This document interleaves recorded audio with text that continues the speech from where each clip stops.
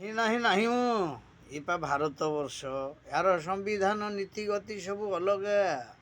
ଆପଣମାନେ ସବୁ ସମ୍ବିଧାନକୁ ଯିବା ପରେ ଗୋଟିଏ ଗୋଟିଏ ଏମ୍ପି ରାଜ୍ୟସଭା ସଦସ୍ୟ ପ୍ରଧାନମନ୍ତ୍ରୀ ରାଷ୍ଟ୍ରପତି ବିରୋଧୀ ଦଳ ନେତା ହେଲା ବେଳକୁ ଆପଣଙ୍କର ହିଂସାତ୍ମକ ଯେଉଁ ମନୋଭାବ ସବୁ ଆସୁଛି କାହିଁକି ତାକୁ ସବୁ ବଦଳାନ୍ତୁ, ନହେଲେ ୟାର ଉଚିତ ଜବାବ ପୁଣି ଏଇ ଭାରତବାସୀମାନେ ଦେବେ।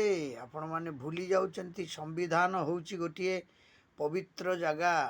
ଆଉ ସେ ଲୋକସଭା ହେଉ କି ବିଧାନସଭା ହେଉ, ଯେଉଁ ସ୍ଥାନରେ ହେଉ ବା ରାଷ୍ଟ୍ରପତି ଭବନ ହେଉ, ସେଇଟା ହେଉଛି ଗୋଟେ ପବିତ୍ର ଜାଗା। ତା ଜାଗାରେ ମାରିକି ମୁଣ୍ଡ ଫଟେଇ ଦେଉଛ। ଯିଏ ଏ ପ୍ରକାର କାରବାର କରିଛନ୍ତି ତାଙ୍କ ବିରୁଦ୍ଧରେ ଦୃଢ଼ କାର୍ଯ୍ୟାନୁଷ୍ଠାନ, ତାଙ୍କୁ ଜେଲ୍ କରିଦେବା ଦରକାର, ଲାଇଫର୍ କରିଦେବା ଦରକାର। କାରଣ ସମ୍ବିଧାନଟା କାହା ବାପାର ନୁହଁ, ସମ୍ବିଧାନଟା ହେଉଛି ସମସ୍ତଙ୍କର। ନାହିଁ ନାହିଁ ନାହିଁ ମୋ ଏ ଭାରତ।